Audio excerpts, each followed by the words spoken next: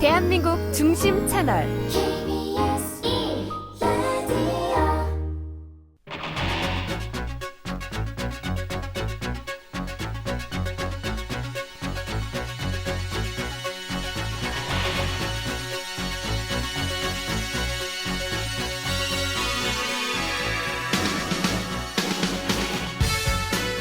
안녕하십니까. 성기영의 경제쇼 아나운서 성기영입니다. 설 연휴 잘 보내고 계시죠? 6.3 지방선거를 앞두고 행정통합에 대한 논의가 급물살을 타고 있는데요. 실제로 충남, 대전, 전남, 광주, 대구, 경북 지역 행정통합특별법이 민주당 주도로 국회 상임위 통과하면서 지방선거 전에 통합이 가능할 수도 있다는 전망도 나오고 있습니다. 하지만 여야 입장이 극명하게 갈리는 등 신경전이 벌어지고 있고요. 한편으로는 가능성만으로도 해당 지역에서 정치적 공약이 난무하면서 부동산이 들썩이는 그런 움직임도 감지되고 있는데요. 자, 설 특집으로 마련한 지방이 미래, 오늘 마지막 순서로 도시문헌학자 김시덕 박사와 함께 행정통합 이슈에 대해서 보다 면밀히 짚어보겠습니다.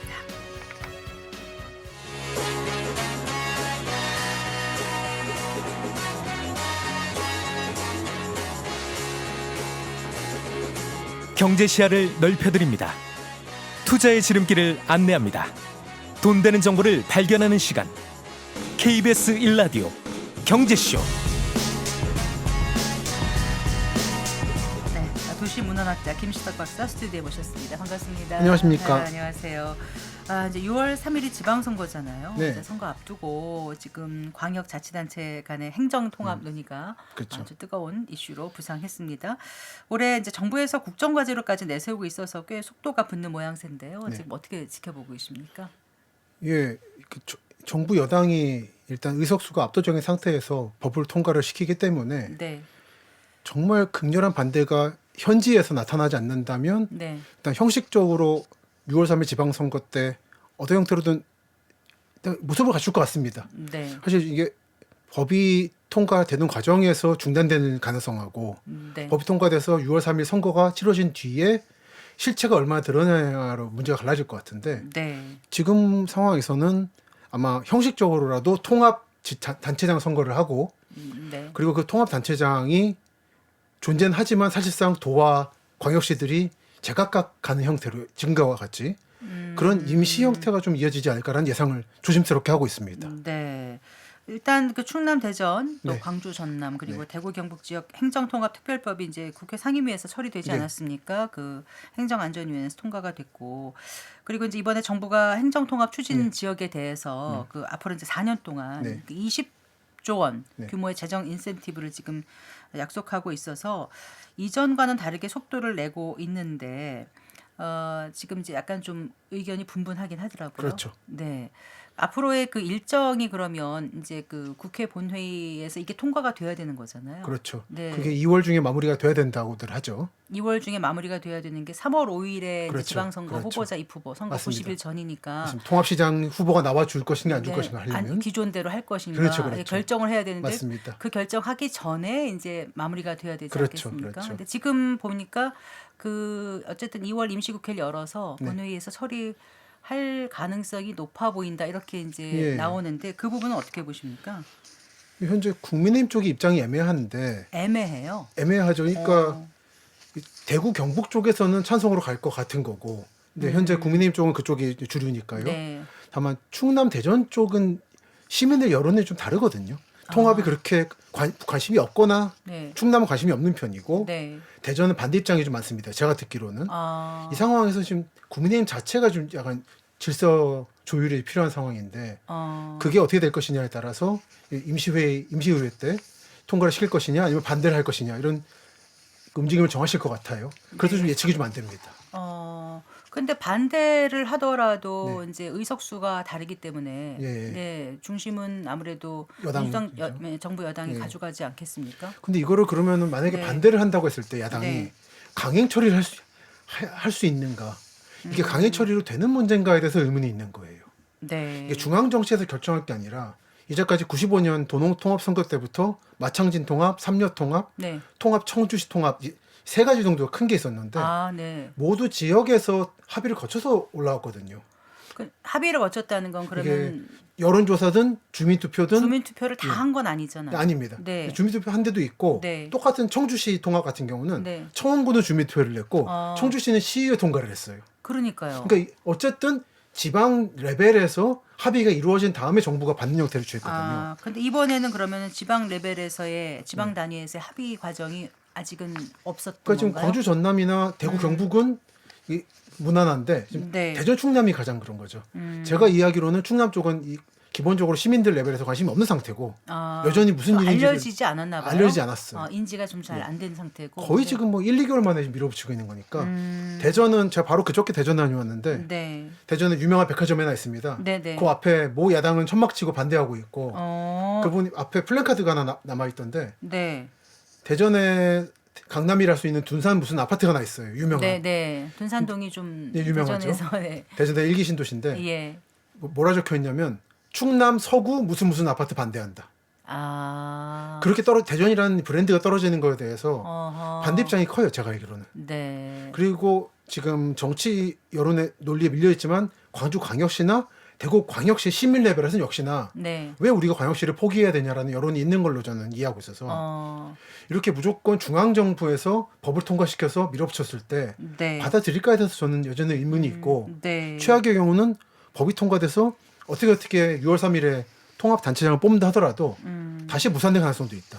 네. 그거는 하나 사례를 제가 소개할 수 있는 게 어떤 사례요? 그 1962년입니다.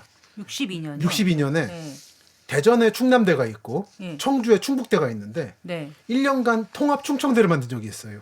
1년간 1년간. 한시적으로. 그래서 무슨 충청대학교로 예, 국립충청대. 지금하고 국립충청대. 다릅니다. 네. 만들었는데 총장은 대전에 있고 부총장이 청주에 있었어요. 그랬더니 청주가 네. 이제 불만 있지 않습니까? 1년 만에 해산했습니다. 네. 저는 최악의 경우는 그 국립충청대 사례처럼 단기간에 해산으로 갈 수도 있다. 이게 다음 총선 때 똑같이 밀어붙일 근데 수 그건 있거든요. 대학교 수준 차원의 얘기고 이거는 이제 거대 국가적인 차원이잖아요. 그래서 이렇게 그것처럼 갈지는 좀 어렵지 않을까라는 생각이 들긴 하는데요. 만약에 이 부분에 대해서 국회의원의 비율이 바뀌거나 했을 때 그리고 불만이 많을 경우에 다음 총선 때 어떻게 될지 모르는 거죠. 네. 사실 저 개인적으로는 이번 지방선거 때 네. 주민투표를 걸고 네. 찬성이 나온다면 2년 남았으니까 총선까지 네. 그때쯤에 하면 어떨까 생각을 개인적으로 하는데 네. 현재 상황은 지역의 여론이 반영이 안 되고 있는 상황이라는 게 네. 제가 가지고 있는 문제의식입니다. 네, 근데 이제 그 과거에도 몇 번이나 무산됐던 그렇죠. 경험이 있어서 네. 지금 이제 여당 민주당 같은 경우는 이번 7월 1일 지방선거 직후에 통합지방자치단체들이 출범하지 못하면 또 다시 몇 년을 기다려야 되니까 지금 좀 급하더라도 빨리 이제 좀 개문 발차할 수밖에 없었다 이런 표현까지 하더라고요. 전 네. 뭐가 그렇게 급한지 모르겠어요 개인적으로. 네. 이게 대구 경북 통합 때 그런 얘기가 나왔는데 통합되면 경기도의 2배가 되고 인구는 몇 배가 된다. 네. 경쟁력이 생긴다는 건데 네. 도시의 숫자로는 경쟁 그렇죠. 예. 숫자로는. 근데 도시의 경쟁력이 넓이와 인구에서 나오는가? 음. 그렇게 되면 베이징과 샹하이가 세계 최강 도시거든요. 근데 그런 문제가 아니라는 거죠. 도시에 대해서 이해가 좀 다른 것 같아요. 네. 그 네덜란드 같은 나라는 넓이가 넓어서 그렇게 큰 작아도 강한 게 아니거든요. 네. 그런데 왜 자꾸 이렇게 규모를 키우려고 하는가 하는 게 약간 저는 올드한 발상에서 나오는 도시 접근이 아닌가 생각을 하고 그러면 있습니다. 도심 경쟁력, 도시 경쟁력은 어디서 나온다고 보시는 거예요, 박사님? 오히려 이제 밀도에서 나오는 거죠. 직접. 음. 그 우리가 하는 얘기지만 그 화상 회의보다 네. 직접 실리콘밸리에서 밥 먹다가 만나는 CEO들끼리 대화가 중요하잖아요. 아이디어 교환하고. 그렇죠. 네. 그런 이제 눈에 보이지 않는 움직임들이 있으려면은 네. 밀집돼야 되는데 네. 이게 대구나 서울이나 부산이나 어쨌든 도시 단위로 광역시 단위로 존재하면서 인구가 밀집된 상태인데 네. 이게 대규모 현저같이 통합이 돼버리면 우리 네. 인구가 흩어진다는 거죠. 어. 그럼 오히려 집적 효과가 떨어지지 않을까라는 걱정이 되기도 합니다. 근데 애초에 출발점이 이제 수도권 집중화 네. 이거를 좀 막고 네. 지방 살리기. 네. 그러니까 지방이 국가 성장의 어떤 주요한 역할을 하기 위해서 네. 이번 이렇게 행정 통합을 한다라는 그렇죠. 건데 네. 그 출발점 자체가 그러면 지금 도시 경쟁력하고는 다르다고 보시는 거예요, 박사님께서는요? 예, 저는 이거는 아주 노골적으로 말하면은 네. 정치인 행정가들이 자리가 하나 늘어나는 거 아니겠습니까? 통합장이 새로 만들어지니까. 통합 자치단체장은 생기고 예. 그 밑에 그러면 어떻게 되는 거예요? 그러니까 지금 정확히 지금 다 다른 거 상황이 알 수 없는 거죠. 네. 그러니까 아직 법안이 완전 통과된 게 아니기 때문에 확정된 네. 게 아니라서 좀 지켜봐야 될 것 같아서 뭐라 말씀 못 드립니다만 네. 저는 지금까지 상황을 봤을 때는 이제 뚜껑 하나 더 씌우는 형태로 그냥 되지 않을까. 네. 예를 들어서 대전 충남 특별시장이 하나 있고 네. 그리고 구 충남 도지사가 있는 거고 구 대구 광역시장이 있는 형태가 만들어지지 않을까라는 우려를 하고 있습니다. 네. 그게 아니고 만약에 통합장이 있고 이게 쫙 쪼개져 버렸을 경우에 네. 이거를 현지 정치인들이나 행정가들이 받아들일 수 있을까? 라는 생각도 하는 거죠. 어쨌든 주민 투표를 하거나 여론조사를 하거나 또 시의회가 의결을 하거나 해야 되는데 네. 주민 투표할 시간은 되나요? 그러니까 주민 투표를 지금 할 수는 없는 거고 지방선거 때 해서 우리가 갈 건가 그렇죠. 말 건가를 투표하자는 말씀이신 저는 거잖아요. 그렇습니다.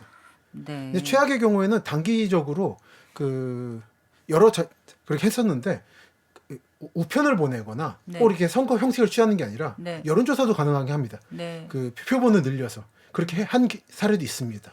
그 언제 그렇게 했었어요? 그러니까 저 청주시 청원군 통합이라든지 네. 삼려 통합 때 네. 그런 여러 가지 방식들이 동원돼서 그쪽들은 거의 10년간 논의를 거치다가 된 거긴 하지만 네. 그렇게 형태를 했었기 때문에 어쨌든 그런 전례들이 있습니다. 형식을 좀 갖춰야 된다 이렇게 예, 생각을 최소한의 의견, 지방 의견이 반영되는 네. 그렇지 않고 이렇게 여의도에서 결정해서 내려 꽂는 방식이 되면 이거 현지에서 과연 어떻게 받아들일지 좀 걱정이 돼요.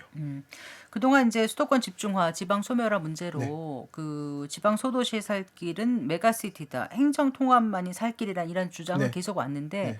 그러면은 정작 또 지역에서 반대하는 지역은 왜 그럴까가 또 궁금하거든요. 대전 충남 사례를 들면 네. 만약에 통합이 된다고 하면 통합 시청은 어디 둘 것인가? 이 문제가 존재하는 거죠. 네. 대전에 둘 것인가? 현재 도청이 대전에 있다가 홍성 예산으로 옮겨갔는데 네. 그쪽에 둘 것인가? 네. 새로 만들 것인가? 얼마나 예산이 많이 들까요, 그러면요 또? 그리고 또 각 자기 지역으로 유치하려는 그렇죠. 그런 예. 유인이 맞습니다. 클 것 같은데. 그러니까 새로 만든 다음에 그 만든 예산도 있고 네. 특히 충남 도청 소재지 내포 신도시라고 합니다. 네네. 그쪽은 목표 인구의 절반도 안 채운 상태거든요. 아. 그리고 혁신도시를 같이 했는데 네. 1차 혁신도시 이전 때는 세종이 있다는 이유로 뭐 하나도 못 받았어요. 아. 이번에 2차 때 받겠다는 의지거든요. 네. 근데 이게 다 날아가는 버리는 거예요. 아. 새로 중심이 만들어지든 네. 대전에 만들어지든. 네. 그래서 하나의 대안은 이제 1시청은 대전에 있고 2시청은 예산에 있고 이런 방식인데 어쨌든 집중력이 떨어진다는 거죠. 그럼 오히려 밀도가 낮아질 거다. 옅어질 거다. 네. 그럼 도시 경쟁력은 저는 반대 방향이 된다고 생각합니다. 과거에도 이제 여러 가지 논란을 뚫고 네. 통합한 사례가 있다고 말씀하셨잖아요. 크게 세 군데가 세 있죠. 군데. 그 중에서 그러면은 성공적이었던 곳은 어디예요? 통합 청주시. 통합 청주시. 그러니까 청주시와 청원군 사례가 가장 성공적이라 말이 됩니다. 네. 그러니까 거의 10여 년, 20년에 걸쳐서 논의를 했었고요. 네. 여러 차례 반발을 했고 특히 군 측이 반발을 많이 했었어요. 군에서 군단위. 청원군 쪽에서. 네. 특히 농어촌 특례가 좀 중요하거든요. 아. 대입 같은 거 할 때. 아, 네, 네. 그게 좀 커서 사실은 아, 그럼 농어촌 특례를 못 받을까 봐. 네, 그런 문제들이. 그래서 지금도 보면은 거의 5만 도시인데 네. 읍인 경우가 종종 있어요. 실제 현지에 갔을 달라요. 때의 이해관계는 많이 다를 수 있겠네요. 이게 서울에서 바라보면 안 보입니다. 그 구도들이. 네. 그래서 그 통합 청주시 만들 때에는 투트랙을 취했어요. 네. 청주시는 시의회 의결로 하고 네. 만장일치가 나왔고요. 네. 아니 만장일치가 나와야 되는 거죠. 청원군은 투표를 했어요. 네, 주민 투표. 예. 네. 여러 차례 무산됐다가 반대로 어. 마지막에는 다들 이제 힘이 빠지셔가지고 네. 이제는 하자 그냥. 그럼 찬성률이 찬성이 높았으니까. 높아진 거예요. 아, 그러니까 이제 어떤 결과가 나오든지 간에 네, 맞습니다. 우리가 원해서 된 거니까 맞습니다. 할 얘기도 없겠네요. 근데 예. 결과적으로는 성공적으로 됐다는 말씀이신 거예요? 예, 성공하게 이게 통합 과정뿐 아니라 네. 애프터 서비스를 잘했어요. 어떤 애프터 서비스요? 그러니까 청주 청원 같은 경우는 네. 서울과 경기도처럼 도넛 모양입니다. 아. 청주가 한가운데 있고 청원이 둘러쌌는데 네. 구청을 딱 공평하게 넷으로 쪼개가지고 중간에 둔다. 네. 그 군 측이 소외감 느끼지 않도록. 아하. 그래서 보면은 청주가 구청이 좀 이상한 데 있어요. 시민들 보기 좀 낯선데 네. 그게 그런 결과인 거예요. 아, 노력의 결과인 거예요. 네. 그리고 모든 거를 평등하게 한다. 그리고 그런 배려들이 있었기 때문에 지금 모델 사례로 근데 보이는 그건 거죠. 지형적으로 그런 특수성도 있고 해서 가능한데 다른 지역들은 또 어떨까요? 그러면 나머지 두 군데 같은 경우는 어떻게 좀 성공한 사례가 아니라고 보시는 거죠? 삼려 통합이라고 네. 여수시, 여천시, 여천군 네. 이 경우는 그냥 그저 그런 애매한 수준. 네. 시청을 여천 쪽으로 옮긴다라는 걸 합의했고 그래서 사실 여수가 밤바다는 유명한데 네. 정말 핵심은 여천 쪽에 갔거든요. 근데 이게 약속의 결과예요. 네. 어느 정도 그래도 중간에 갔다. 네. 제일 안 좋은 게 마창진. 마창진. 예, 마창진이 진해와 마산은 결국 쇠락의 길을 걷고 있죠. 네. 그 당시에 지금 정부랑 똑같습니다. 몇 년간 세금 특례를 주겠다. 무슨 예산 특례를 하겠다고 했는데 네. 결국 무산 어영부영됐고 주긴 줬어요. 잘 애매하게 그냥. 네. 그래서 통합시에 상징물 주겠다 그랬는데 안 줬고 시청 옮긴다는데 안 옮겼고 이렇게 되면서 지금 마산은 결국 그 당시 의회에서 다 찬성을 했는데 네. 주민투표하면 반대 나올까봐 어. 그 정부 측에서 그냥 의회 통과시키라고 그런 압박을 줬다고 해요. 네. 그 통과시켰던 마산시 그게 의회 2010년 그때인가요? 그쯤이죠. 네. 그 시의회 의원들이 아니면 반성문을 썼습니다. 우리가 성급했다고. 네. 저는 이 마창진 사례가 나올까봐 근데 이제 반성문을 써도 돌이킬 수는 없지 않습니까? 돌이킬 수 없죠. 근데 사실 현재에서는 도로 돌아가겠다. 마산시 도로 나간다. 다시 쪼개자고요. 얘기도 나오고 있어요. 아, 그래요. 진해는 워낙 작다 보니까 네. 그 군사도시다 보니까 좀 특수하고 네. 마산이 한때 오히려. 식민지 때는 한국 10대 도시였거든요. 네. 그 자존심이 무너져 버린 데 대한 시민들의 안타까움이 있는 거죠. 일단 그 현 정부가 이제 국정과제를 5극 3특, 네. 5극을 만들고 그렇습니다. 강원, 전북, 제주 이렇게 네. 중심으로 해서 국가 자원 인프라 분산시켜서 골고루 균형 발전시키겠다는 거잖아요. 이 방향에 대해서는 박사님 어떻게 보세요? 정부는 이 방향으로 노력할 수밖에 없겠다고 생각합니다. 도 단위로 할 수밖에 없는 거죠.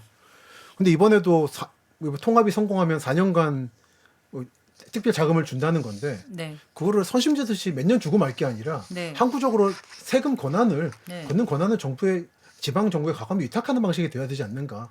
여전히 중앙 정부가 결정해 버리잖아요. 얼마 줄까 말까 국비라든지 네, 지방세 네. 이런 부분들을 양보하지 않는 한 5급 상특이든 뭐든 사실은 저는 지방 측이 자기들이 자체적으로 활로를 모색할 길은 별로 없지 실질적인 않는가. 권한 예, 이야기라든가 그렇습니다. 지방자치가 아니다라고 세금이죠. 생각하시는 예. 거. 세금 문제를 조금 더 과감하게 지방에 넘겨줘야 된다. 근데 물론 그랬을 경우에 그 지방의 정치의 문제가라든지 네. 소지역주의가 물론 존재합니다만 네. 그 혼란을 한번 겪고 극복하는 과정을 거쳐야 될 것 같다 생각은 합니다. 네.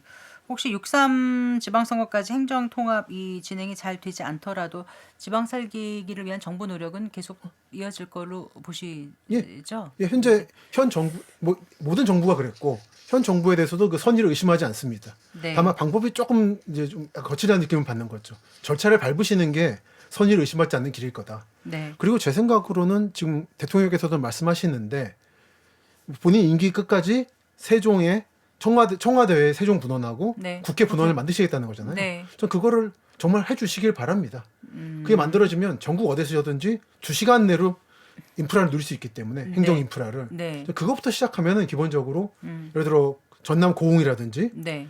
경남의 뭐 도시들 뭐 김해 이런 데에서 굳이 오페라를 보기 위해 서울까지 4시간 5시간 안 오셔도 되는 거예요. 네. 그런 정도만 해주셔도 상당히 아마 후대에 평가받으실 수 있을 거다. 청와대라든가 예, 그래도 국회가 내려가면 오페라하고 무슨 상관이죠? 근데 거기서 이제 인구가 현재 설계상 100만까지 늘어날 수가 있습니다. 네. 그 인프라들에서 만드는 수 있는 아하, 거죠. 그 이후에. 네. 근데 현재는 해수부 세종에 있던 걸 가져가기도 하고 네. 이번에 광주 전남 특별시의 초안에 보면은 뭐 농림부라든지 가져오는 거를 당위로 집어넣는다든지 그래서 좀 아주 시끄러웠어요. 네. 그러니까 이렇게 세종을 해체시켜버리는 방향으로 가버린 것 같아서 네. 그럼 이제 중심이 사라져 버리는 거죠. 그간 20년간의 그럼 노력도 무산돼 버리는 거고. 세종 지역 주민들은 또 상당히 여기에 불만이 많으시겠네요. 그렇죠. 그리고 세종 지역 주민의 절반은 공무원들인 거고 우리 가족인 거고요. 네. 그래서 이게 좀 쉽지 않은 문제입니다. 국회 세종시 이전이라든가 뭐 이런 얘기 네. 잠깐 해주셨잖아요. 혹시 현 정부 내 행정수도 이전 이슈는 살아 있다고 보세요? 어떻게 보세요? 예, 현재까지 대통령께서는 강하게 의지를 표현하고 계시고 네. 다만 후보 시절에 이제 유력 언론인들과 인터뷰하신 게 있는데 네. 무리하게 세종으로의 이전을 추진하지 않겠다는 말씀도 동시에 하셨었어요. 그거는 여러 이제 증언들이 있어서 어느 쪽이 본심이신가는 물론 알 수가 없고 네. 정치인이라는 게 본심은 사실 중요하지 않은 거고 행동이 중요한 거라. 상황에 그렇죠. 따라서 또 바뀔 수 있는 거고요. 맞습니다. 네. 그래서 이거는 대단히 이게 경제쇼인데 좀 그렇습니다만 지선과 총선에서의 네. 이제 특히 충청권에서의 표심을 보고 네. 아마 결정되지 않을까라는 생각을 하고 있습니다. 네. 지금 그러면은 이렇게 이제 행정 통합의 속도를 내는 가운데 기존의 그 특별자치 시도 같은 경우는 지금 불만이 많은 거예요. 어때요? 예, 특히 시민들 레벨에서는 네. 이게 광역시가 만들어진 지 이미 몇십 년이라서 네. 특히 경남 부산이 그래요. 경남 부산은 제가 이해하기로는 네. 저도 부모님이 거기 살고 계신데 같은 지역이라는 인식이 없어요. 네. 부산은 부산이고 경남은 경남이에요. 네. 근데 이거를 묶으려고 하다 보니까 문제가 있는 거고. 네. 이번에 특별법에는 예, 예. 처리된 거에는 경남 부산은 안 근데 이제 들어갔잖아요. 결국은 이제 포함돼 있죠. 후보 이번 법은 아닌데 네. 같이 이제 후보로 돼 있긴 합니다. 네. 근데 그 부산 경남을 뺀 이유가 그런 거예요. 사실 남이 돼 버렸거든요. 남이 됐는데 사실은 일부 이제 연동을 하면 좋은 이유는 부산 시민들이 마실 상수도를 경남에서 다 지금 끌어들이고 있는데 네. 여기에 대해서 상수도 쪽 주민들이 불만이 많아요. 다른 단체인데 왜 저들을 위해서 우리가 상수도 보호구역 묶여가지고 네. 피해를 보고 있냐라는 불만이 개발도 많으십니다. 못하고. 예. 네. 경기도 같은 경우는 경기도만 묶였으니까 문제가 없는데 서울 네. 경기도는 네. 그리고 서울 경기도는 원래 하나니까 그런 불만들이 다 존재합니다. 네, 그래요. 그리고 지금 보면 각 지역마다 뭐 데이터 센터 설치부터 네. 뭐 반도체 그렇죠. 공장 유치한다, 뭐 또 2차 공공기관 이전해 달라 네. 여러 가지 주문이 많을 것 같아요. 맞습니다. 그래야지 우리 지역 내가 살고 그렇죠. 있는 지역이 발전하고 네. 그럴 테니 일자리도 생기고 네, 할 맞습니다. 테니까요. 그럼 유치 가능성, 뭐 시기 이런 게 결국은 이번 지방선거를 기점으로 좀 갈라지게 될까요? 이번 지방선거에서 아마 표심을 보실 것 같아요. 다들 정치권에서는. 네. 그리고 총선 때 결정나겠죠. 국회의원 선거가 중요하리를 봅니다. 네. 거기에 맞춰서 이제 대선을 향해 가지고 이제 2차 특히 공공기관 이전 문제가 결정될 것 같고요. 네, 네. 2차 공공기관 이전에 대해서 이런저런 말들이 많고 특히 서울 경기권에서는 회의적인 목소리가 많거든요. 네. 기관 내려보내면 끝이냐. 이제 뭐 각종 권한이 서울에 남아 있거나 세종에 남아 있는데라 말을 네. 하는데 네. 저는 그럼에도 불구하고 현장을 다녀보면 필요하다는 걸 느끼게 됩니다. 네. 예를 들어서 뭐 전주에 뭐 갔다든지 국민의힘을 갔다든지 경남 진주에 LAC가 갔다든지 네. 그럼 들리는 얘기가 우수한 인재들이 퇴사한다 네. 얘기 나오잖아요. 그럼 그 자리는 없어지는 게 아니라 현지 인력들이 채워요. 현지 우수한 인력. 현지 우수한 인력을 채우는 겁니다. 네. 그게 바른 효과인 거예요. 이게 서울 경기에 있으면서 서울 경기 사람들만 채운 게 필요가 없는 겁니다. 네. 이게 이쪽 서울 경기 사람들하고 얘기하다 보면 경기도 바깥은 좀 극원인데 사람 사지 않는 곳처럼 여기는 경향이 있어요. 나가면 사표 내는 게 당연한 것처럼. 네, 마치 유배당하는 것처럼 그렇죠. 과거에. 근데 이게 상업이라면 상관없는 거죠. 회사가 그렇게 하는 건 상관이 없는데 네, 국가는 그러면 안 되는 거죠. 그렇죠. 국가는 기계적으로라도 보내서 네, 그쪽 인재들을 채용시키고 그래서 네. 강제적으로라도 물갈이를 하는 게 국가 할 일이라 생각해요. 네, 그래서 2차 공공기관 이전은 될 것 같고 네. 돼야 한다 생각합니다. 네. 지난해 말에 이제 한국도시 2026 네. 이 책 내셨잖아요. 네. 이제 거기에 이미 올해 이제 선거를 통해서 전국이 목자를 예. 알 것이다 이런 경고를 담는 등 여러 가지 이제 예. 그 변화를 짚어주셨는데 글쎄 올해 이런 정치적 구호라든가 어떤 네. 소음 같은 것을 시장의 소음을 좀 걷어내고 네. 산업의 구조적 변화를 짚어내야 된다. 이 부분도 얘기하셨던 것 같아요. 예. 네. 근데 어떻게 그럼 우리가 해야 되는지 또 주목해서 볼 만한 도시나 지역들은 어떤 곳들이 있는지가 궁금하거든요. 예. 올 초에 약간 시끄러웠던 게 용인 반도체를 새만금으로 가져가겠다고. 네네. 이게 참 전북 쪽이 표심이 좀 어렵구나라 생각을 했었어요. 여기 좀 복잡한 이슈가 있습니다. 뭐 말씀드릴 건 아닌데, 근데 그런 소음 이건 소음인 겁니다. 지금 강남 상구부터 청주, 천안, 아산까지 뻗어나와 있는 반도체 벨트라는 거는 네네. 이미 송전탑이라든지 상수도를 비롯해서 모든 게 지금 집중된 상태로 만들어져 있거든요. 그랬죠. 네. 근데 이거를 선거 때문에 흔들어 버린다는 거는 거의 30년간 쌓아왔던 인프라를 새로 만들겠다는 거예요. 네. 그러니까 이런 거는 소음이다. 네. 그러니까 한편 지금 미국이 제가 지난번에 강원도 영월 상동 턴스텐 광산을 말씀을 드렸었는데 네. 텅스텐 광산. 이게 네. 히토류 레어 메탈이거든요. 이런 거를 이 광산이 한국이 광복한 후에 가장 유력한 외화벌이 수단이었어요. 텅스텐. 미국이 한국을 이제 지원하는 차원에서 협정을 맺어서 사줬거든요. 네. 그러다 90년대 들어서 중국에 밀려서 이게 폐광을 했었습니다. 네. 네. 근데 이게 다시 부활하고 있는 거죠. 아. 이게 우방국에서 레어메탈을 보급받겠다라는 네. 이제 디커플링 현상이 일어나면서 네, 네. 미국이라든지 우방국이 텅스텐을 주목하면서 네. 영월이 부활하고 있고 네. 이런 거는 소음이 아니라 정보인 거죠. 그래요. 그럼 그런 지역들을 좀 주목해 볼 만하다 예. 이렇게 이 예. 책에 맞습니다. 써놓으신 건가요? 이런 지역이라든지 최근에 화력발전소가 충남 서해안에서 이제 페로 라인으로 가고 있는데 네. 트럼프 대통령, 미국 대통령이 한 말이 한국에 석탄 수출하겠다고. 근데 어쩌면 한국이 지금 석탄 발전소를 폐로시키는 방향하고 반대로 가고 있어서 네. 충남도 지금 약간 고민인 게 발전소가 가장 좋은 직장이에요. 태안이라든지 네. 보령이라든지 네. 이런 지역들이 약간 어쩔 수 없이 지금 가고 있었는데 탈탄소에서 미국이 이렇게 앞정을 주기 때문에 몇 년간 더 버티지 않을까라는 생각도 하기도 하고 많은 움직임들이 보이고 있습니다. 네, 이제 내가 살고 있는 곳이 성장할 지역인지 네. 아니면 반짝 테마로 이렇게 그냥 뜨는 도시인지 이런 걸 좀 가려낼 수 있는 방법은 어떤 게 있을까요? 그러니까 그 지역에 확고한 산업이 들어왔느냐 아니면 선거용으로 무언가를 산단을 만들거나 철도를 깔았느냐. 네. 그걸 구분하는 방법이 있습니다. 네. 근데 공평하게 전라남도의 대불산단선이라든지 네. 경북의 영일만 신항선이라든지 이건 약간 정치적인 철도에 가까워요. 네. 만들고 나서 이용 놀고 객수가 있거든요. 네. 이게 왜 그 산단의 성격하고 다르게 만들어 버린 거예요. 그리고 나중에 좀 책임 좀 물어야 되는 거 아닌가요? 사실 그래요. 근데 요즘 들어서 네. 경기도 시흥에 거북섬 얘기 많이 나오잖아요. 공실 문제. 아주 심각하죠. 그렇죠. 네. 저도 얼마 전 다녀왔는데 공실 90%도 있고. 음. 근데 이런 데 대해서 이게 나옵니다. 신도시를 만들거나 뭐 산단 만들고 끝나는 게 아니라 네. 10년, 20년 체크해서 책임 네. 물어줘야 된다고. 네. 이제는 그 단계가 왔다 생각하는데 문제는 뭐냐면 그 사업을 추진한 사람들이 정치인들이고 행정가들이라 네. 본인 목에 재갈을 물릴 것인가 좀 고민이 되죠. 네.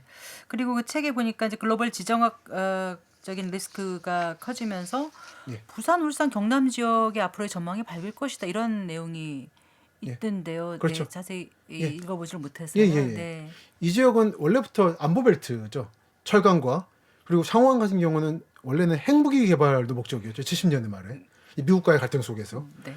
그래서 그쪽이 기본적으로 미국이나 북한의 감시에서 자유로운 약 분지 지형이다 보니까 네, 존재합니다. 네, 네. 그리고 하나 에어로스페이스 같은 한국의 로키드 마틴도 존재하고 이거 워낙 유명하니까. 그래서 원래 박태준 포철 회장이 네. 포항과 광양에 거점을 만들고 그 울산과 여수에는 석유화학단지가 만들어지는 네. 이런 균형을 쳤거든요. 전라도와 경상도를. 여기에 방위벨트, 러시아 우크라이나 전쟁으로 한국의 방산이 주목받고 있잖아요. 네, 네. 그러면서 카이라든지 로템이라든지 항공우주. 그렇지, 항공우주라든지 네. 업체들이 다 지금 창원부터 진주, 사천에 자리 잡고 있고 예. 이게 고흥에는 나로기지, 네. 사실 이게 우주기지이자 방위산업 기지인 거죠. 그리고 이 거점으로는 순천이 주목받고 있고 네. 오히려 이 지역은 커지고 있습니다. 네. 개별 도시의 청년 인구가 늘고 줄 수는 있어요. 네. 하지만 그러니까 메가시티 단위로 봤을 때는 이 지역은 이 신냉전 하에서 성장세를 보이고 있다. 아. 원래 일본이 패전 후에 상처를 받았다가 네. 한국의 6.25 전쟁으로 탈전후가 됐거든요.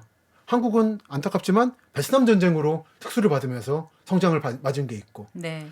이번에 한국이 또다시 러시아 우크라이나 전쟁이나 네. 신냉전을 통해서 혜택받는 게 있는 것 같습니다. 네. 우리 지역이 어떤 지역이 전망하려면은 세계적인 어떤 그렇습니다. 지형 변화 이런 것도 좀 살펴봐야 될 것 같네요. 그래야 될 것 같습니다. 네. 지금 이제 행정 통합 외에도 지역이 좀 자생할 가능성이 있다는 생각이 들어요. 예, 그렇죠. 이제 좀 그렇게 봅니다. 네. 그래서 사실 이제 현장 많이 다녀보시다 예. 보니까 직접 현장에 계신 그 이제 시민들, 뭐 주민들의 원하는 바가 무엇인지도 예. 좀 오히려 더 가깝게 느끼고 보고 맞습니다. 또 그러면서 좀 연구를 하실 것 같은데 어떤 지인들하고 말씀- 만나기도 하고. 네, 네. 뭐가 필요하다고 생각하세요? 기본은 일자리인데 네. 이제 우리가 청년이라고 묶어서 말하지만 청년 남성과 청년 여성의 목소리가 좀 달라요. 그게 무슨 말씀이세요? 그러니까 예를 들어 구축 산업을 많이 만든다고 한다는 건 기본적인 예전 같은 가부장 제도 하에서는 남자가 일하고 여성이 가정을 꾸린다라는 구조잖아요. 네, 네. 근데 이 구조가 되다 보니까 야망에 있는 여성들이 떠나버립니다. 그래서 무조건 굴뚝만 만드는 게 정답도 아니에요. 네. 당진 같은데 충남 당진 같은 네, 데는 네. 거의 2배 수준이 나거든요. 취업률이 남녀가. 네. 그래서 그냥 뭉뚱그려서 청년이라 묶을 게 아니라 이제 20, 30대 남자 여자를 편가르기 하는 게 아니라 선호 방식이라든지 이제 고용 측에서 선호하는 맞춤형으로 있기 해야 때문에 된다는 맞춤형이 거죠. 돼야 됩니다. 네, 네. 근데 그거를 지역 내에서 만들지 못하다 보니까 공공기관을 끌어와서 여기 여성 취업을 시키려는 것도 있었거든요. 네. 근데 그 방식으로는 한계가 있는 것 같고요. 그러면 어떻게 해야 되죠? 그러니까 우선은 제가 이제 늘 강조하는 건데 특히 고위직들이라든지 그 지역의 중견 기업 같은 데에서 네. 남녀 성비를 맞춰야 됩니다. 최대한. 남녀 성비만 맞춰도 상당 부분 여성분들이 네. 대도시로 나가지 않을 거예요. 네. 근데 보고 있으면 이제 많은 회의도 나가고 그러는데 네. 여성 인구가 필요하다, 가임기 여성이 필요하다 그러는데 나와 있는 분들은 다 중장년 남성분들이에요. 남성들이에요. 어느 회의를 갔더니 국가에서 했던 회의인데 네. 50명이 점심 먹는데 전부 다 남성이더라고요. 아직까지도 아직도 그래요. 유리찬장이 높다는 생각이 맞아요. 들어요. 네. 그러다 보니까 여성들은 나가버리고 꿈을 가지고 음. 그러다 보니까 이제 그 결혼 비율이 떨어지고 네. 그럼 이제 남성들은 불만을 품고 네. 악순환이 좀 벌어지고 있어요. 네. 너무 안타까운데 이거는 사회 문화에 관계된 문제라서 정말 장기적인 접근이 필요할 것 같다 생각합니다. 네. 또 다른 뭐 말씀 주실 건 없을까요? 예, 흔히 지방이라고 하는데 이제 서울과 지방을 구분하시는 방식을 좀 버리시는 게 좋을 것 같아요. 그러니까 지방이라 그럴 때 아마 경기도 바꿔 지방이라 하실 것 같아요. 네. 근데 지방 중에서도 그 이른바 지방 중에서도 충청 남북도나 강원도 일부는 경기도의 일부가 돼가고 있습니다. 네네. 천안, 아산, 청주, 음성, 진천 같은 곳들. 네. 이런 지역은 충북 내에서 이미 남북 분단이 일어나고 있는 거고 아. 옛날에는 호남, 영남 그리고 충청이 하나로 묶였었는데 삼남으로 네. 이 셋이 쪼개지고 있는 거예요. 그렇군요. 영호남과 충청도 간에 이제 분화가 일어나고 있어서 네. 그리고 특히 천안, 아산 이런 곳들은 인구가 늘고 있죠. 청주도 그렇고. 네네. 그래서 지방은 다 활기가 없다라든지 지방은 망한다는 말 자체가 정확하지 않은 워딩이 돼버린 겁니다. 그렇군요. 그러니까 최소한 각 도마다 도청소재 주문 가보신 다음에 네. 거기 현황을 좀 보시고 하룻밤 주무시면서 최소한 하루 도시 연구의 기본이 뭐냐면 네. 하루 잔답니다. 네. 이게 어느 읍면 소재지를 갔을 때 가서 한 끼 먹는다가 아니라 예. 하루 자고. 예. 네. 왜냐면은 낮에 갔을 때하고 밤에 갔을 때 활력이 달라요. 그렇죠. 예. 그렇죠. 네. 특히 면단위가 보면 밤에 이제 쫙 몰려들어서 네. 밥 먹고 술 먹고 하면서 네. 정보 교환하고. 네. 근데 이거 낮에 가면 횡한 도시구나라는 생각을 받는 거예요. 근데 밤에 갔을 때 진면목이 보이기도 해요. 네. 그러니까 지방이란 쉽게 말하지 말자라는 제안을 드리고 싶어요. 알겠습니다. 자, 이제 최근 진행되고 있는 행정 통합이 어떻게 진행돼야 할지 좀 말씀 부탁드리고 글쎄요, 이제 그 행정 통합할 부동산 시장 움직임도 좀 있을 것 같긴 네, 하거든요. 그 지역에서 좀 맞습니다. 그럴까요? 네. 네. 투자자들 이게 네. 성급하게 뛰어들면 안 될 것 같기도 한데, 예, 예. 네 그런 말씀도 좀 해주신다면은요. 예, 우선 저는 이번에 정부 여당이 특히 밀어붙이고 있는 행정 통합 문제가 선의를 의심하진 않습니다. 네. 의심하지 않는 만큼 그 아래에서부터의 여론을 받아들여서 천천히 해주시면 좋겠다. 전 총선쯤에 하면 좋겠어요. 지선에서는 여론조사하든지 네. 준비투표하고 이게 하나. 그리고 얼마 전에는 대전 다녀왔는데 네. 대전이든 뭐 광주든 대구든 미분양 아파트가 많습니다. 네. 여기에 대한 활로 모색 차원에서 통합을 찬성하는 분들이 계시더라고요. 그거는 좀 좀 많이 나간 것 같아요. 네. 마치 뭐냐면 24년 총선 전에 네. 김포 고향 통합 얘기 나왔잖아요, 서울. 맞아요. 예. 근데 그때도 또 저기 뭐, 그렇죠. 대학 특례 때문에 반대하는 예. 분들도 많았어요. 그리고 경기도가 왜 어때서라는 것도 있었어요. 왜 우리가 서울이 돼야 되느냐. 그렇죠. 네. 경기도 김포나 고향은 자존심이 강하거든요. 근데 이때 이제 경제 채널이나 이런 이제 정치 측에서는 통합되고 나면 김포 집값 오르니까 다 좋아할 거다는 식으로 너무 그렇게 서울 위주로 말했는데 그렇지 않은 거예요. 네. 근데 그때 잘못 뛰어든 분들은 고생하고 있는 거고. 예. 그래서 일부 이제 부동산 세력들이 그래 약간 여론을 만들고 있는 걸 확인하고 있는데 네. 너무 그렇게 귀는 기울이지 않으시는 게 좋겠다는 생각은 말씀드리고 싶습니다. 네. 앞으로 진행 과정에서 정말 졸속으로 처리되는 맞습니다. 건 없는지 또 어떤 내용을 더 담아야 할지 등에 대한 면밀한 맞습니다. 검토가 필요해 보입니다. 잘해주시기 바랍니다. 네, 말씀 잘 들었습니다. 고맙습니다. 감사합니다. 네, 도시문헌학자 김시덕 박사와 함께했습니다.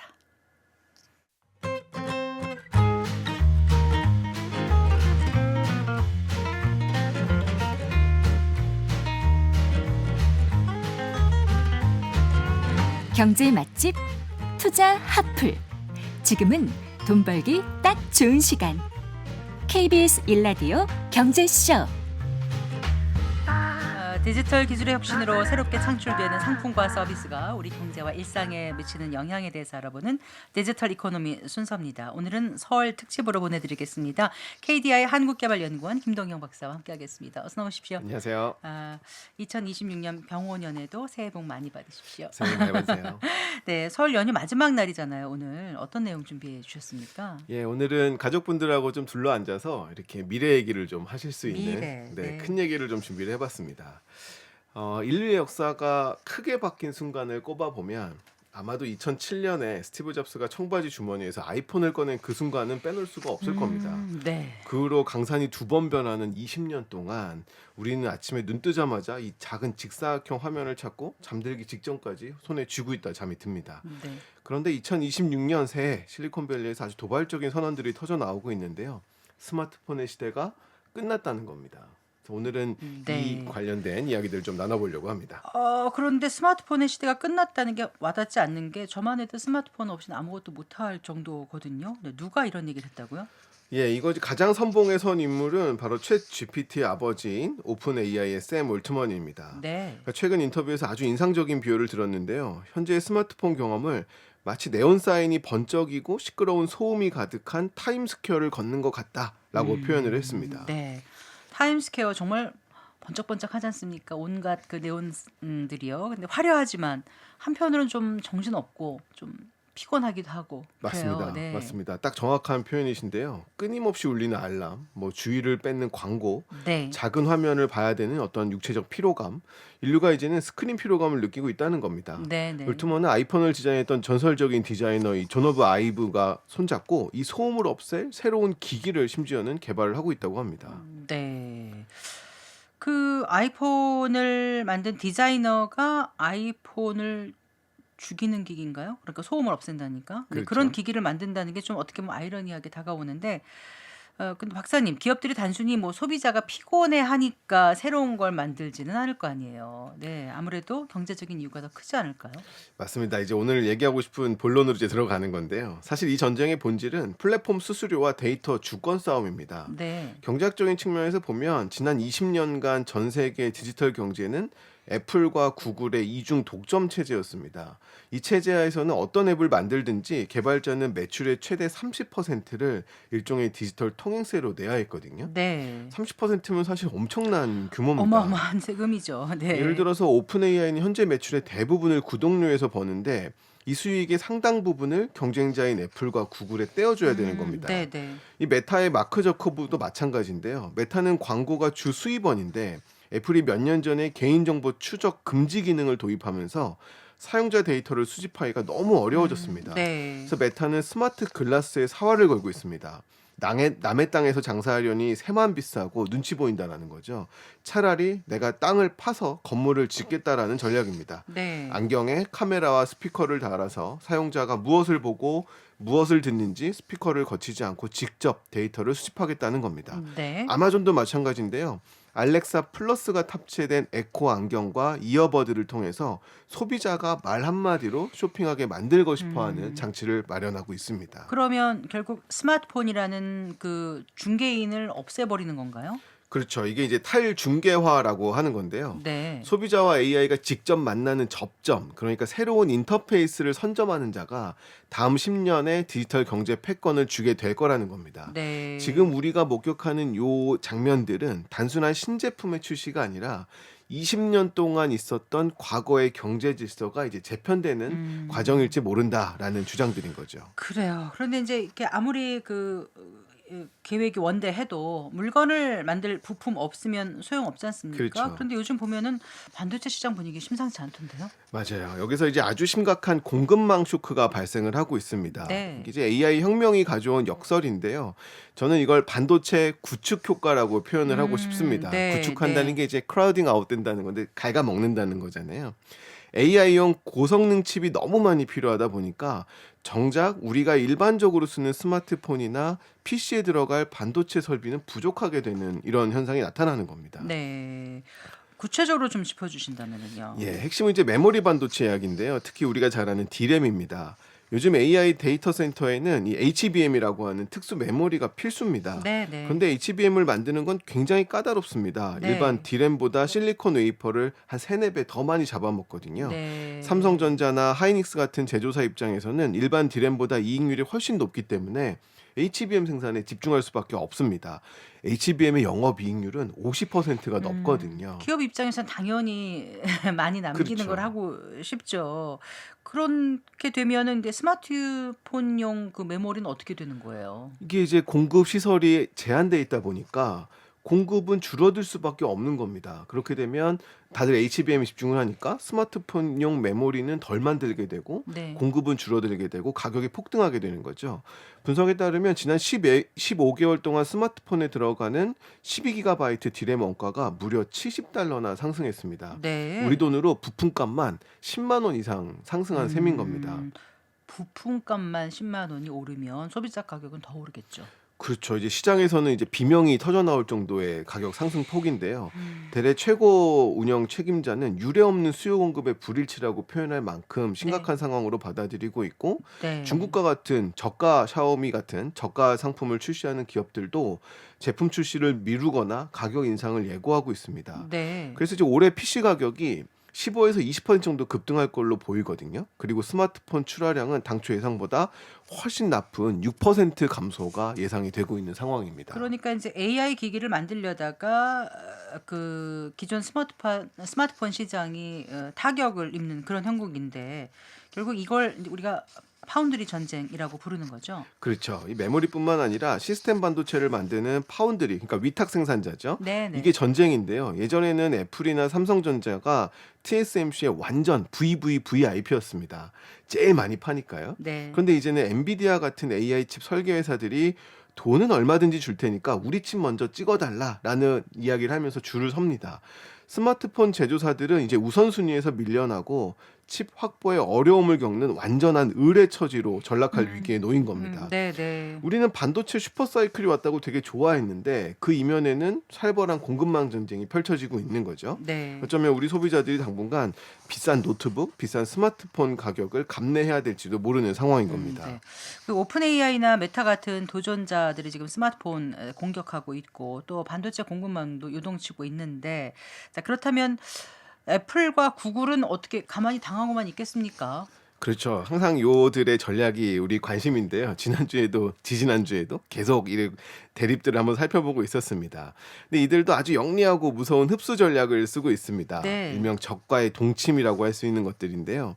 애플은 너희가 AI 기기를 만드냐? 그러면 우리는 전 세계 20억 대가 넘는 아이폰에 최고의 AI를 심겠다라는 전략을 펼치고 있습니다. 네. 최근 애플은 자사의 음성 비서인 굉장히 대표 상품이죠. 이 시리라고 하는 그 서비스의 경쟁자였던 구글의 제미나이 모델을 탑재한다고 발표하기도 했습니다. 네. 그러니까 애플이 구글의 AI를 쓴다. 그렇죠. 그러니까 스마트폰 시대의 라이벌이 AI 시대는 동맹이 되는 거예요. 그렇죠. 이게 뭐 약간 좀 옛날 비유일 수는 있는데 오늘 가족분들 많이 모이셨을 테니까 네. 비틀즈의 레논과 맥카트니처럼 싸우면서도 이제 협력하는 관계가 된 겁니다. 네. 구글은 애플 아이폰의 기본 검색 엔진이 되기 위해서 매년 조 단위의 돈을 줬는데 이제는 AI 모델까지 제공하면서 협력을 굉장히 강화하고 있습니다. 구글의 전략이 더 무서운데요. 이건 또 트로이 목마 전략이라고 표현할 수 있습니다.